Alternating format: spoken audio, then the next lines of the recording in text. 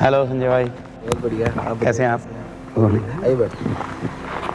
सो morning में cycling? Yes yes. कहाँ से आ रहे हैं अभी?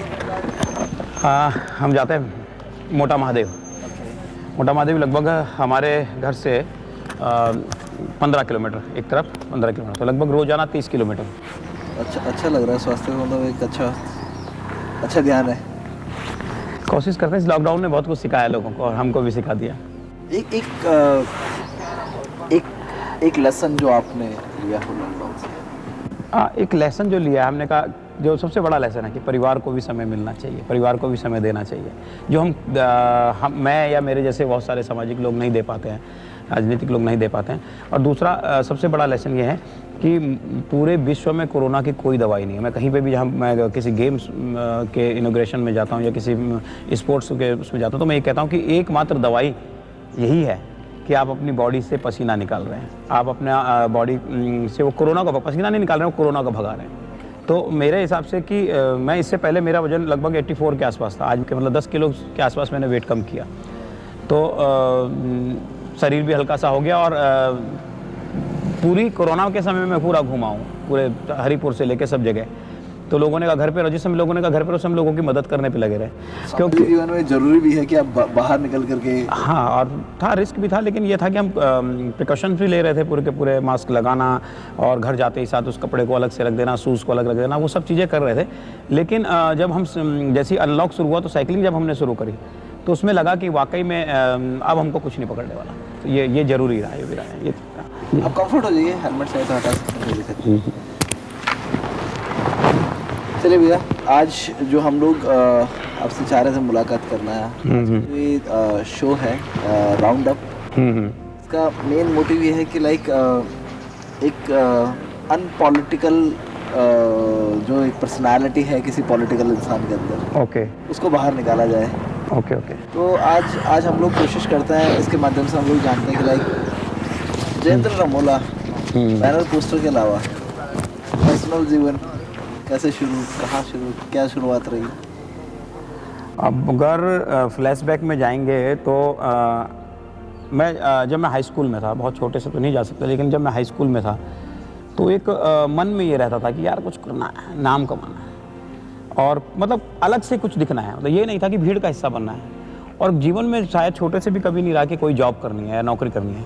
ये सोचा था अपना करना है और अपना ही कुछ बनना है, अपना कुछ अलग से अपना नाम करना है, कुछ ना कुछ। तो पहले सोचा चलो कुछ तैयारी कर ली जाए पढ़ाई वढ़ाई की।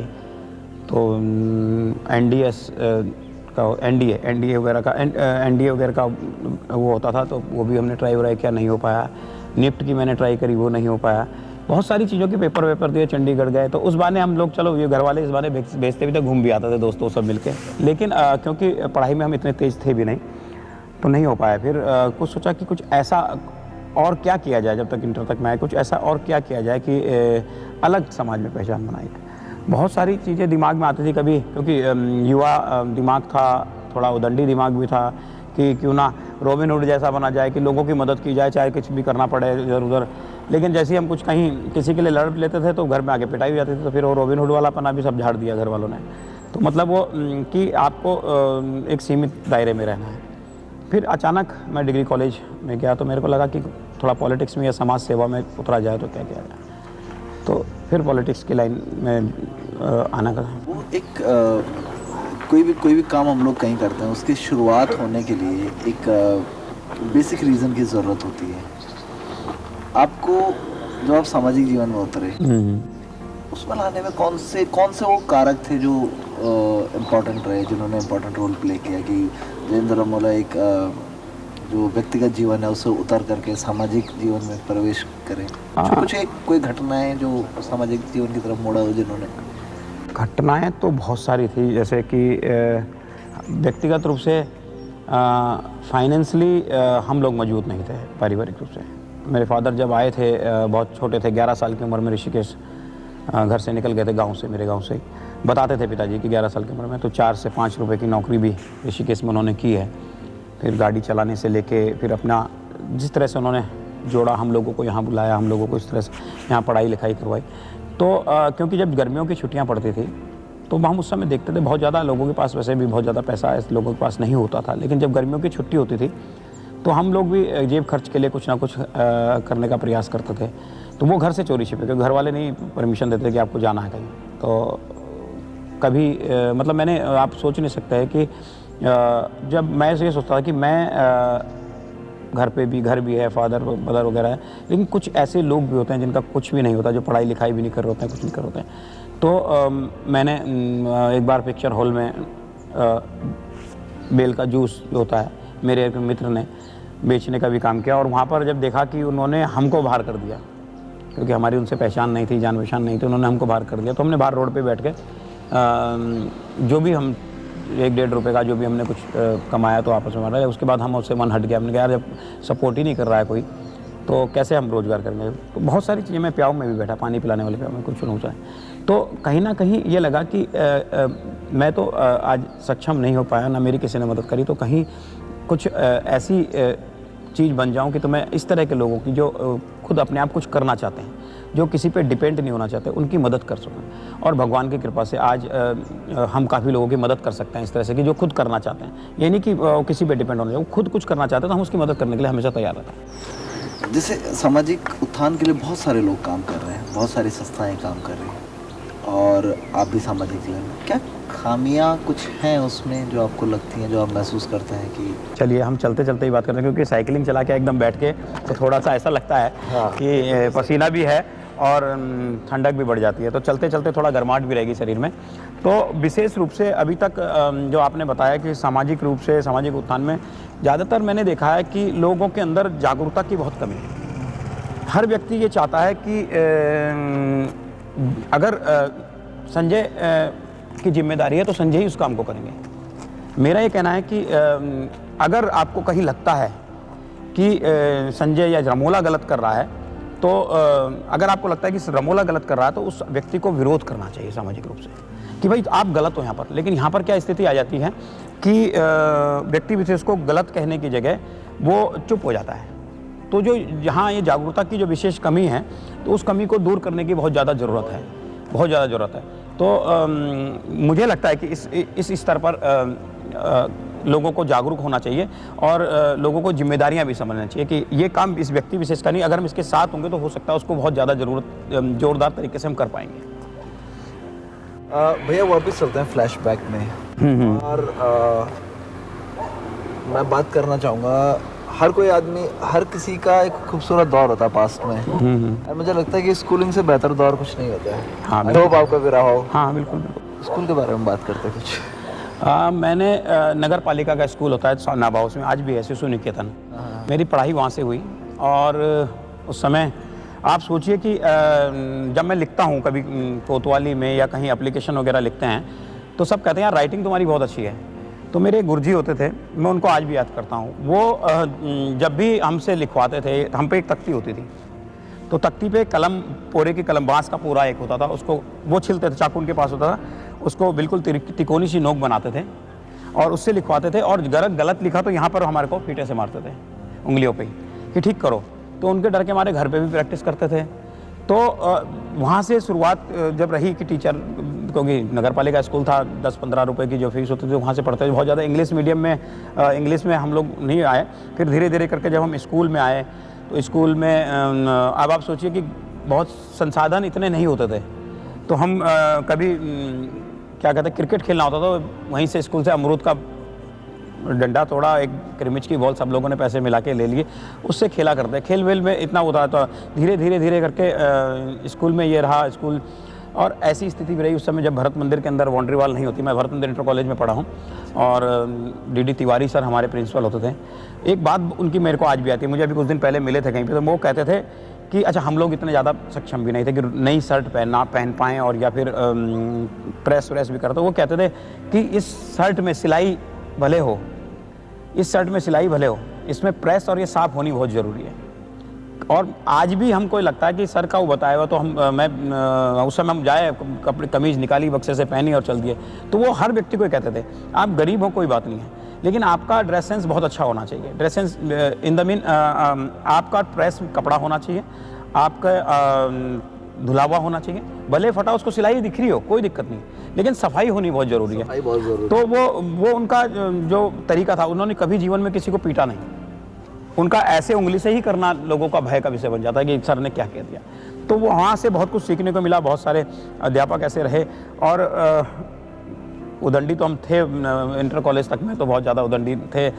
हाँ, तो वो से कह इस तरह से कभी ऐसा हुआ कि पनिश हुए हो स्कूल में या कभी? हाँ, पनिश तो बहुत बार होते थे। अब आप समझ लिए, पनिश तो लाइफ घर पे भी पनिश होते थे, वहाँ भी पनिश होते थे। तो मैं अब सोचता हूँ कि मैं इतना उदंडी रहा हूँ उस समय कि घर वाले भी कहते ये इसको कैसे सुधारेंगे। लेकिन धीरे धीरे करके, क्योंकि समाज में जब चलने गए लगे, एक अपनी सोच बनी कि यार मुझे कुछ करना है, अच्छा बनना है, तो मुझे ही थोड़ा सा ये सब चीज़ें कम करनी पड़ेगी और सब चीज़ों को ठीक करना पड़ेगा। कोई शौक खाली वक्त कैसे गुजारते हैं? खाली वक्त तो वैसे तो मुझे लगता नहीं, खाली वक्त मिल नहीं पाता, बहुत मुश्किल होता है। जैसे अभी लॉकडाउन में खाली वक्त था सारा का सारा, बिल्कुल खाली जैसे कह सकते हैं। 2-3 दिन तो मैं घर पे रहा, जब मोदी जी ने कह दिया, सब ने कह दिया कि भाई घर पे पैक हो जाओ, कोई कहीं नहीं जाएगा। तो 22 तारीख को शायद, हाँ 22 मार्च को लॉकडाउन की शुरुआत हुई, जनता कर्फ्यू की शुरुआत हुई।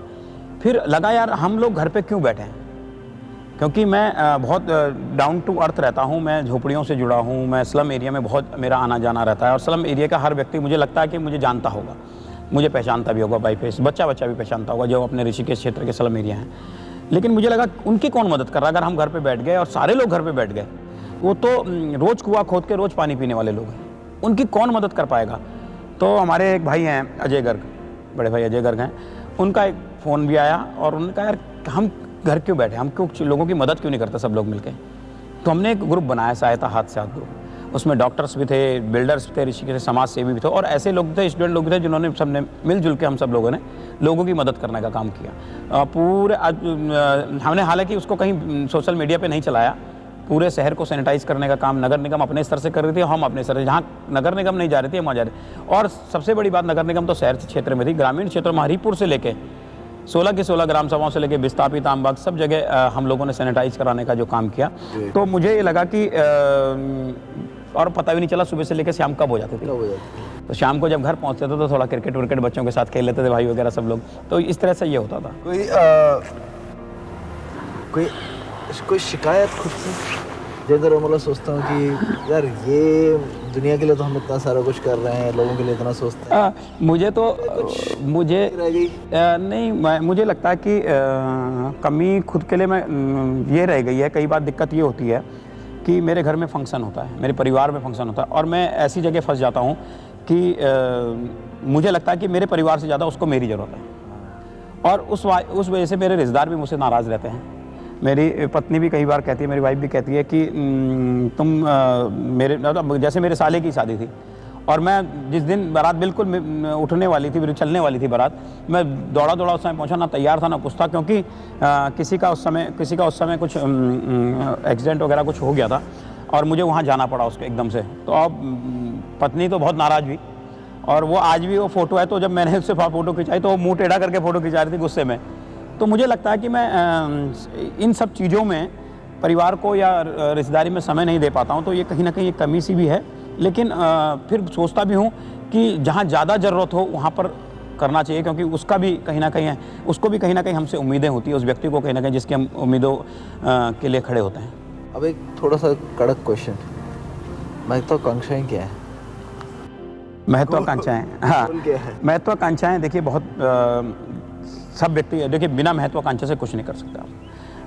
पिता भी जब बेटे को पालता है तो उसकी एक महत्वाकांक्षा होती है कि ये बड़ा होकर मेरी मदद करेगा, मेरे साथ रहेगा, मेरे को कमा के खिलाएगा। मतलब हर व्यक्ति की कहीं ना कहीं कुछ ना कुछ महत्वाकांक्षा मेरी भी है। मेरी कुछ महत्वाकांक्षाएँ अपनी भी है, कुछ सामाजिक, ज़्यादातर सामाजिक महत्वाकांक्षाएँ मेरी, कि ऋषिकेश मेरी कर्मभूमि, जन्मभूमि मेरी टिहरी गढ़वाल है, लेकिन ऋषिकेश मेरी कर्मभूमि, और इस ऋषिकेश ने मुझे बहुत कुछ दिया है। इस ऋषिकेश ने मुझे 1 रुपये के जयेंद्र रमोला से लेके आज अच्छी जगह तक पहुंचाया है। आपको मैं कॉलेज की कहानी बता सकता हूं अपनी, कि जब मैं डिग्री कॉलेज का चुनाव लड़ रहा था, और डिग्री कॉलेज में जब मैं चुनाव की तैयारी कर रहा था छात्र संघ की, तो मेरी जेब में मैं घर से 1 रुपये लेके चलता था। जाते हम दोस्त सब लोग पैदल थे, 2 नॉन पॉलिटिकल दोस्त थे मेरे साथ ज़्यादातर, तो वापसी में वो तो जल्दी आ जाते थे। मैं क्योंकि स्टूडेंट का काम होना था, स्टूडेंट के काम करते, किताबें निकालना, फीस के लिए जानकारी लेना, यूनिवर्सिटी में कोई एप्लीकेशन लिखनी होगी तो वो होना होता। तो जब वो सब चले जाते मैं 2 या 3 बजे ऑटो पकड़ के तब घर निकलता था अकेले ही। कई बार जब वो भी नहीं होता था, रियल बता रहा हूँ, जब वो भी नहीं होता था तो दोस्त के इंतजार में बैठता था कि कोई अपनी बाइक में बिठा के, स्कूटर में बिठा के जाएगा, नहीं तो कई बार पैदल भी चले जाते थे। तो वो सिचुएशन भी मैंने देखी है। वो सिचुएशन भी देखी कि फाइनेंशियली क्राइसिस भी मैंने उस समय वो देखा है कि अपनी जेब का खर्चा भी कैसे निकाला जाए, क्योंकि मैंने इंटर के बाद से घर से पैसा लेना बिल्कुल बंद किया। तो इसी तरह से कहीं ना कहीं कुछ ना कुछ थोड़ा बहुत काम करते रहते थे, कुछ ना कुछ करते थे, तो उस तरह की व्यवस्थाएं बनाते रहते थे। हालांकि सेटल नहीं हो पाए थे कहीं ना कहीं। उसके बाद धीरे धीरे करके सेटल होना शुरू हुआ, राजनीति में भी थोड़ा सेटल हुए, पार्टी ने भी बहुत सम्मान दिया। और आपने कहा कि महत्वाकांक्षा, मेरी महत्वाकांक्षा विशेष रूप से है कि यहाँ का युवा जो है और बहुत सक्षम हो सके, हर व्यक्ति अपना प्राइवेट काम कर सके, हर व्यक्ति अपनी नौकरी में सही ढंग से अपनी नौकरी का से अपने परिवार का भरण पोषण कर सके। ऋषिकेश एक सुंदर, और क्योंकि उत्तराखंड का 4 धाम का एकमात्र ऋषिकेश द्वार है, आज भले कोई कहीं कुछ भी बोले, ऋषिकेश ऋषियों की नगरी रहा और ये है पौराणिक। मैं चाहता हूँ कि जब मेरी एक सबसे बड़ी महत्वाकांक्षा कि ये ऋषिकेश अपने आप में इतना सुंदर हो कि पूरे, हालांकि अभी भी बहुत सुंदर है और पूरे विश्व के नक्शे में योग नगरी के नाम से ऋषिकेश को जाना जाता है। तो कहीं ना कहीं मेरी महत्वाकांक्षा है कि जो ऋषिकेश के अंदर अभी बहुत सारी कमी है, ना कोई पर्यटक हब है, ना कोई ऐसी स्थल है ऋषिकेश शहर के अंदर, मुनिकीर्ति छोड़ दीजिए, ऋषिकेश विधानसभा के अंदर पार्किंग की बहुत कमियाँ हैं। मेरी महत्वाकांक्षा है कि क्यों ना जो ये सारी कमियां हैं जो इतने वर्षों से पूरा नहीं कर पाया, आज 20 साल हो गए उत्तराखंड को भी बने हुए, बहुत सारी चीज़ें हो सकती थी। पहले तो ये कहते थे यार उत्तर प्रदेश था एक कोने में पड़ा है उत्तराखंड, तो हम इसके लिए मदद नहीं कर पा रहे, लेकिन आज उत्तराखंड राजधानी के बिल्कुल बगल में ऋषिकेश हमारी जगह, जब ये अभी 20 सालों में नहीं हुआ, तो मेरी महत्वाकांक्षा ये है कि क्यों ना मुझको कोई ऐसा मौका मिले और मैं इस मौके को ना चूक के उन सब के पीछे ये लगे कि आज ये काम जयेंद्र रमोला के माध्यम से हुआ, ये काम जयेंद्र रमोला ने करवाया, और ताकि लोग याद करें यहाँ पार्किंग नहीं है, यहाँ सड़कों की दुर्दशा आप देख सकते हैं कि कितनी बुरी है। मतलब सड़कों के गड्ढे दिन प्रतिदिन बढ़ते जा रहे हैं। मतलब पहले 6 इंची था, आज 1 फीट हो गया, 2 फीट तक गड्ढे चले गए। तो वो ये सारी चीज़ें दूर हों और वो उसका कहीं ना कहीं श्रेय मुझे मिले, ऐसी महत्वाकांक्षा मेरे अंदर भी है। लॉकडाउन की बात कर रहे थे, बहुत टाइम बिताया घर में या ज़्यादातर बाहर ही बिताया? हाँ जी। कैसा रहा लॉकडाउन में? बताया आपको, लॉकडाउन में बहुत सारी चीज़ें सीखने को मिली। आप बात समझिए कि जो शुरू के दिन रहे, 2 या 3 दिन रहे, तो ऐसा लग रहा था कि क्या करें। कुछ वीडियोग्राफ्स मेरे बेटे ने भी बनाए। तो जो घर की सफाई वाला था, तो मैं जब कर रहा था तो वॉल की सफाई करने, क्योंकि आजकल पेंट तो पानी से भी सब, तो सब सफाई लेके पूरे घर की सफाई, क्योंकि मेरे को थोड़ा सा आदत है बैठना, थोड़ा सा अटपटा सा लगता है, क्योंकि आपको आदत है या भाभी जी के डर के मारे? अब आप ये क्वेश्चन सब पे लागू होता है। ये सब पे लागू होता है। तो ये हमारा क्योंकि वो एक बात कहता है ना आदमी की, ये कहता है यार जब घर गंदा देखता हूँ तो मैं खुद ही सफाई कर लेता हूँ, झाड़ू लगा लेता हूँ, और मेरे हाथ में हुनर है तो खाना भी बना लेता हूँ, और ये देखता हूँ यार बर्तन बंदे पड़े तो वो भी धो लेता हूँ। तो ये इस तरह के लोग जब प्रेजेंटेशन करते हैं, मैंने देखा कोई ऐसा प्रेजेंटेशन करता, तो वो प्रेजेंटेशन तो मुझे इतने अच्छे से खुशी रहने का प्रेजेंटेशन मुझे नहीं आता करना, लेकिन ये था कि कुछ करते रहना चाहिए।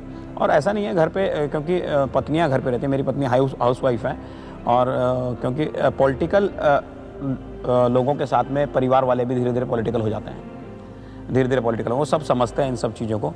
तब खाली थे तो बैठ के जो काम होना था वो कभी गया। खाना वाना तो मुझे नहीं आता बनाना, लेकिन ये था कि सफाई वफाई में हाथ बांटना। तो कभी ट्राई भी नहीं किया किचन में? करा ट्राई तो इस बार खूब किया, बढ़िया ट्राई किया, लेकिन बहुत अच्छा रिजल्ट नहीं था उसका, ये कह सकते हैं। बहुत अच्छा रिजल्ट नहीं था उसका। यहाँ बैठते हैं आराम से। तो एक शिकायत खुद से जयेंद्र रमोला जी की कि यार काश ये मैंने नहीं किया होता, या काश मैं इसको बदल पाऊँ, टाइम मिले मैं बदल पाऊँ। अपने बारे में या कोई भी अपने बारे में, ये गलत हो गया मुझसे। कोशिश करता हूँ कि मुझसे कोई गलती ना हो, कोशिश करता हूँ, और ये भी कोशिश करता हूँ कि मैं झूठ ना बोलूँ, और मुझे क्योंकि लगता है कि झूठ बोलने से घूम फिर के नुकसान अपना ही होता है, लेकिन कई बार गलतियां हो जाती है। और सबसे मुझे लगता है कि सबसे बड़ा कारण कई बार क्रोध, और 90% लोगों पे ये वो है। तो मैं जो भी अगर कुछ लगता है कि मुझे कई बार क्रोध में से काम भी खराब होते हैं। मैं आपके सामने आया हूँ, आपने सामने वाले के साथ कुछ बदतमीजी करी, तो मुझे ये लगा कि इसके साथ इसने क्यों कर दिया, क्रोध में आपसे लड़ गया। भले मैं उसके फेवर के लड़ाऊँ, गलत सही व्यक्ति के लिए आपसे लड़ाऊँ, लेकिन मुझे क्रोध नहीं करना चाहिए, मुझे थोड़ा सा। तो मैं सोचता हूँ कि ये चीज़ें, इन चीज़ों से मुझे बचना चाहिए। आप युवाओं की बात कर रहे थे, कोई मैसेज युवाओं के लिए? देखिए युवाओं कि अपने क्षेत्र के युवा। हाँ, मैं तो देखिए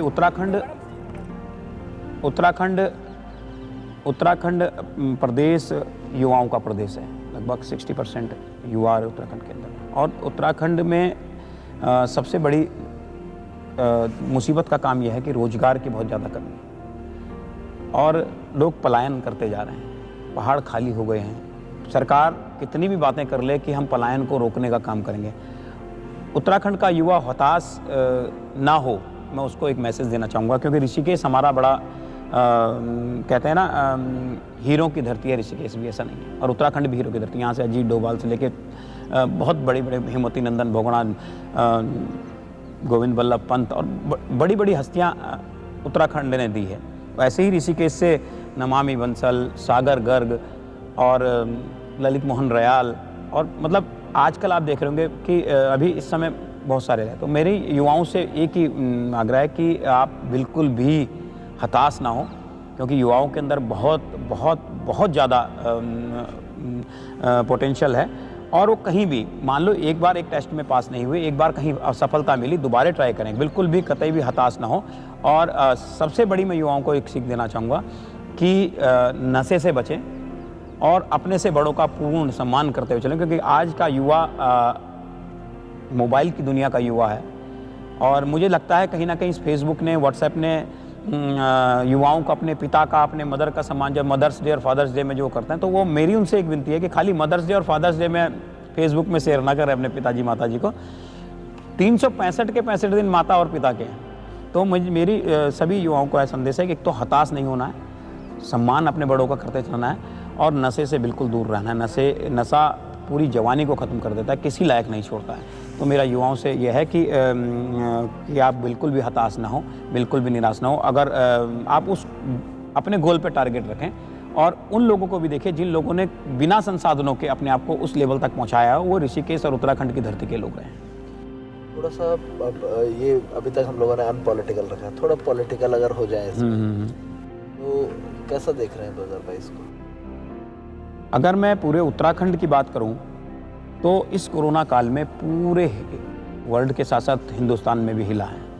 जो लोग हमारे, क्योंकि उत्तराखंड का आदमी, उत्तराखंड का व्यक्ति, हिंदुस्तान का ऐसा कोई कोना नहीं है जहां पर उत्तराखंड का व्यक्ति आपको नहीं मिलेगा। इंडस्ट्री में खास, बिल्कुल बिल्कुल। और सबसे बड़ी बात है फौज में और होटल लाइन में, और विदेशों में भी होटल लाइन में अगर कोई बड़ा नाम होगा तो वो कोई पहाड़ के व्यक्ति का ही नाम होगा। चाहे वो सैफ होगा, चाहे वो उसके वेटर में होगा, चाहे सैलेड उसमें होगा, तो उत्तराखंड का ही व्यक्ति होगा कहीं ना कहीं। तो उत्तराखंड के लोगों में बहुत पोटेंशियल है। और मुझे नहीं लगता कि जब लॉकडाउन में प्रवासी घर आए तो उनको जो प्रॉपर एकोमोडेशन देना था, उनको जो रोजगार देने की बात सरकार कर रही थी कि हम किसी को जाने नहीं देंगे, 90% लोग वापस चले गए। और आज मुझे लगता है कि बहुत ज़्यादा उनको कई लोगों को जॉब भी नहीं मिला, लेकिन मजबूरी थी, जाना था, यहाँ करने के लिए कुछ नहीं था। सबसे बड़ा मुद्दा पलायन का मुद्दा है, रोजगार का मुद्दा है, बेरोजगारी का मुद्दा। अगर सरकारें, कोई भी सरकार है, अगर वो ये पलायन नहीं रोकेंगी और रोजगार नहीं देंगी, तो युवाओं को जो बाहर का मुंह देखना पड़ रहा है, दूसरे प्रदेशों का मुंह देखना पड़ रहा है, वो इस लॉकडाउन से कई लोग, मैं तो अभी श्यामपुर के गाँव में था, सावनगर में, सावनगर ग्राम सभा पड़ती है, वहाँ था, तो मैं उनके घर गया तो उसने अपने घर के अंदर ही अपना किचन बना रखा था। तो मैंने कहा तुम यहाँ करें, मैं लॉकडाउन के बाद मैं सैफ था, छुट्टी कर दी, घर आ गया, अब मैं यहाँ से होम डिलीवरी कर रहा हूँ। और वो आप सोच नहीं सकते ऐसे ऐसे आइटम बना रहा था। तो मुझे लगा कि क्यों ना ऐसे लोगों को प्रमोट सरकार को करना चाहिए, ऐसे लोगों को सहायता देनी चाहिए, ताकि ये यहाँ रुके और लोगों को भी रोकने का काम करें। तो वो होम डिलीवरी रोजगार देने का काम करे। तो ये कहीं ना कहीं 2022 ये इस सरकार की फेलियर थी, बीजेपी की सरकार, क्योंकि केंद्र में इनकी सरकार, प्रदेश में इनकी सरकार, तो जब दोनों जगह डबल इंजन की सरकार हो तो कहीं ना कहीं आपको इसका फ़ायदा मिलना चाहिए था, लेकिन आपने इसका फ़ायदा नहीं दिया। आज किसान सड़कों पर है। अगर मुझे संजय भाई, अगर मैं आपको कहूँ कि यहाँ पर आप बैठिए, यहाँ पे आपको बहुत अच्छा लगेगा, लेकिन आप इस कपड़े को उतार दीजिए, आपको नहीं लगेगा ठंडा, चिंता मत कीजिए। मैं कह रहा हूँ ना, नहीं लगेगा ठंडा, तो आप कहोगे कैसे बात कर रहे हो, मुझसे तो पूछ लो मुझे ठंडा लगा कि नहीं लगा। तो वही किसान से आपको कह रहे हैं कि किसान के लिए बहुत अच्छा है हमारे तीनों के तीनों बिल, तो मुझे मेरी समझ नहीं आता, किसान तो कह रहा है नहीं अच्छा है, तो आप उसको ज़बरदस्ती उसको क्यों कह रहे हैं, कड़वी दवाई को पिलाने के बाद क्यों कह रहे हैं, अरे मीठी है पी, मैं कह रहा हूँ मीठी है। तो मेरा ये कहना है कि सरकार को कहीं ना कहीं केंद्र को भी और प्रदेश सरकार को भी इसका खामियाजा भुगतना पड़ेगा 2022 में। ये तो बात हुई कि मतलब सरकार क्या कर रही है क्या नहीं कर रही है, उस पर बात। जयेंद्र रमोला का क्या सोचना है 2022? देखिए 2022 का मेरा ये सोचना है कि ऋषिकेश, मैं ऋषिकेश की बात करता हूँ। ऋषिकेश विधानसभा में अगर आप घूमेंगे, मैं इससे पहले भी कहा कि ऋषिकेश एक ऐसी नगरी है जो कि संतों की नगरी रही है और आज चारधाम यात्रा का प्रमुख द्वार भी रहा है। लेकिन जब यहाँ यात्री आता है तो वो ऋषिकेश के नाम पर स्वर्गाश्रम, लक्ष्मण झूला घूमता है। ऋषिकेश में क्यों नहीं रुक पाता है? आज यहाँ धर्मशालाएँ खत्म हो गई। आप अगर देखेंगे आज से 20-25 साल पहले तो यहाँ बहुत सारी धर्मशालाएँ होती थी, आज धर्मशालाएँ नहीं है। सबसे बड़ी दिक्कत है पार्किंग की, आपके पास पार्किंग नहीं है। क्या जो जनप्रतिनिधि यहाँ पर चुन के आए इससे पहले, क्या उनको नहीं लगता था कि ऋषिकेश के लिए कुछ सोचें? पार्किंग की व्यवस्था नहीं है। अगर आपका बच्चा है उसको स्पोर्ट्स में खेलने जाना है तो या तो माम्स रायवाला में जाएगा, जंगल के अंदर उसके स्पोर्ट्स ग्राउंड में खेलने जाएगा, वहाँ क्रिकेट की ट्रेनिंग होती है, या और कहीं दूसरी जगह पर जाएगा। ऋषिकेश शहर के अंदर, ऋषिकेश विधानसभा के अंदर एकमात्र, वो भी उसका प्राइवेट है, गवर्नमेंट का कुछ नहीं है कि भाई गवर्नमेंट का कोई स्कूल है। क्या ऋषिकेश के अंदर आपको IAS की तैयारी करनी है या और कोई बड़ी तैयारी करनी है, उसके लिए कोई बढ़िया से इंस्टीट्यूट है सरकार की तरफ से, या प्राइवेट भी इंस्टीट्यूट है, ऐसे कोई बड़े नहीं हैं। तो सबसे बड़ी बात है सड़क। जब ऋषिकेश के अंदर घुसते हैं तो सड़कों में जो ये गड्ढे हैं, मैंने आपको बताया ना, ये हर चुनाव में बढ़ते जा रहे हैं। अगर 2007 में ये 6 इंची गड्ढे थे तो 2012 में ये 1 फीट के हो गए, और अब 2017 से लेके अब 2022 में ये 2 फीट से आसपास हो गए। सड़कें केवल चुनाव के टाइम में बनाई जाती हैं। मेरा ये देखना है कि ऋषिकेश के अंदर ऐसे रोजगार बनाए जाएं। अगर आपकी पार्किंग होगी तो पार्किंग का रोजगार भी लोगों को मिलेगा, सरकार के पार्किंग मिलेंगे। आपके यहाँ धर्मशालाएँ नहीं डेवलप कर पा रहे हैं तो कम से कम ऐसे छोटे छोटे लॉज डेवलप हों ताकि यात्री यहाँ से बाहर ना जाए। और सबसे बड़ी समस्या है ऋषिकेश डोईवाला रेलवे लाइन, जो मुझे लगता है कि दूसरे जनपद के लोग इसको जुड़ने नहीं देना चाहते और सरकारें फेल हो गई हैं इसमें। जबकि इतना बड़ा रेलवे स्टेशन ऋषिकेश का ऐतिहासिक रेलवे स्टेशन है, तो मैं तो दोनों सरकारों से कहूँगा, क्योंकि यहाँ तो 5 इंजन की सरकार है इस समय ऋषिकेश में। प्रधानमंत्री बीजेपी, मुख्यमंत्री बीजेपी, सांसद और मंत्री बीजेपी, विधायक बीजेपी, मेयर बीजेपी। तो 5 इंजन की जब सरकार है तो 5 इंजन की सरकार को ये होना चाहिए कि ऋषिकेश डोईवाला लाइन के लिए और पार्किंग के लिए कम से कम इनको लड़ना चाहिए। आप त्रिवेणी घाट जाएंगे, त्रिवेणी घाट की क्या दुर्दशा है। आज नहाने के लिए तकलीफ होती है, कोई टापू पर चला जाता है, वहाँ फंस जाता है, उसको जान का खतरा हो जाता है। कि आज तक हम अगर नमामि गंगे का इतना बड़ा प्रोजेक्ट अगर है तो हम ऋषिकेश में उसको क्यों नहीं इम्प्लीमेंट करवा पा रहे हैं। ऋषिकेश के त्रिवेणी घाट को, जो हमारा एक पौराणिक है, त्रिवेणी घाट क्यों है? क्योंकि वहाँ गंगा यमुना का संगम भी है, लेकिन आज वो संगम दिखाई नहीं दे रहा है। किसकी कमियां रही, जनता को जानना पड़ेगा। कि कहीं ना कहीं मैंने आपको कहा ना कि पब्लिक बुरे आदमी को बुरा कहने के लिए डर रही है। कहीं ना कहीं पब्लिक के अंदर ये भय है, या पब्लिक अपने आप को इससे बचना चाहती है। ये उससे बचना नहीं, पब्लिक को इस समय खुल के सामने आना चाहिए। जो लोग ऋषिकेश नगरी बचाने में कामयाब नहीं हो पाए, उनको बाहर का रास्ता दिखाना चाहिए। क्या लबोलबाब ये है कि जयेंद्र रमोला चुनाव लड़ रहे हैं? देखिए मैं क्योंकि एक पार्टी का सदस्य हूँ, एक पार्टी का कार्यकर्ता हूँ, और पिछले कई वर्षों से 300, मैं तो कहता हूँ 365x24 ये मेरा फ़ोन है। अगर आप कभी रात को भी चेक करेंगे 2 या 3 बजे भी, तो कॉल आएगी ज़रूर। और बहुत गहरी नींद में नहीं हुआ तो वैसे तो मैं ज़्यादा गहरी नींद में होता नहीं हूँ, लेकिन मेरा फ़ोन उठेगा जरूर।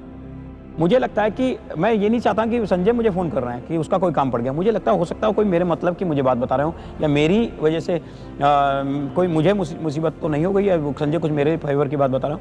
और कभी कभी ये सोचने होता है कि संजय कहीं ऐसी बड़ी मुसीबत में है कि उसको इस समय इतनी रात 2 बजे मेरी ज़रूरत पड़ी, कहीं मेरी मदद से उसकी मदद हो सके।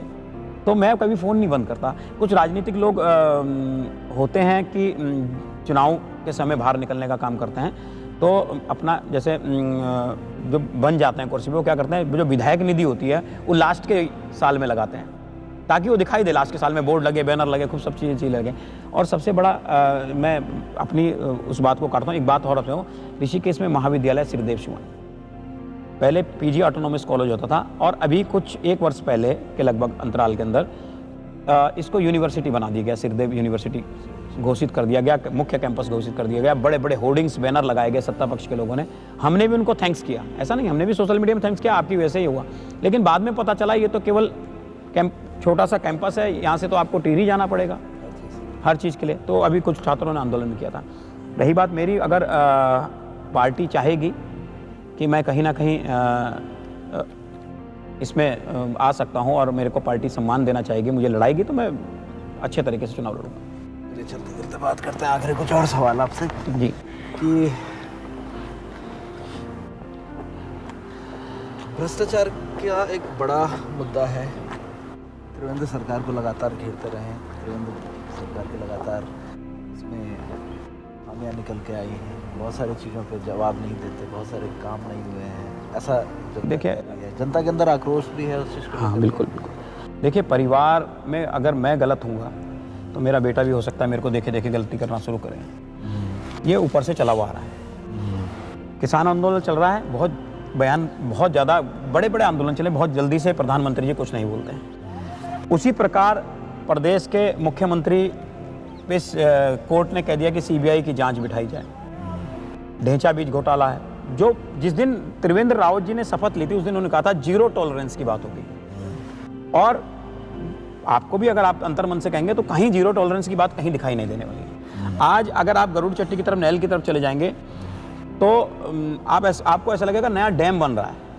वहाँ इतनी जो सरकारें, जो बीजेपी शराब और खनन के मुद्दे को लेके चिल्ला के सदन में और सड़कों में चिल्लाती थी कि कांग्रेस सरकार खनन करवा रही है और शराब बिकवा रही है, वो उसी धंधे पे इस समय टॉप में है। इस समय आप गरुड़ चट्टी का पुल देख लिए, उसमें कितने टन का वजन का ट्रक चल सकता है और वहाँ कितने टन के ट्रक चल रहे हैं लगातार। अगर एक जिला पंचायत सदस्य ने शिकायत करी तो उस पर मुकदमा कर दिया गया।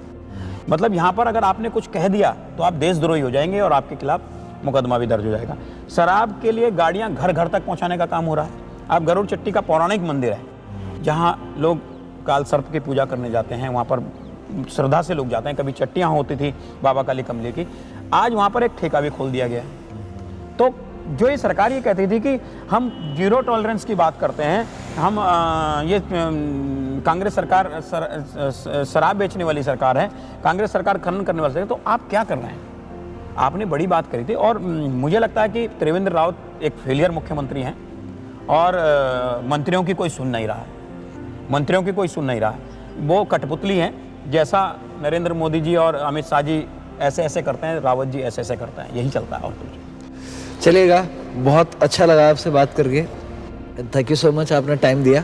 ठीक है, थैंक यू। फिर जल्दी आपसे मुलाकात होगी और चीज़ों को लेकर के, और शुभकामनाएं हमारी तरफ से आपको। थैंक ठीक यू। है, जो भी आप कर रहे हैं आप उसमें सफल हो, थैंक यू। हमारी कामना है। Thank you so much. Thank you so much. Thank you so much. Thank you so much.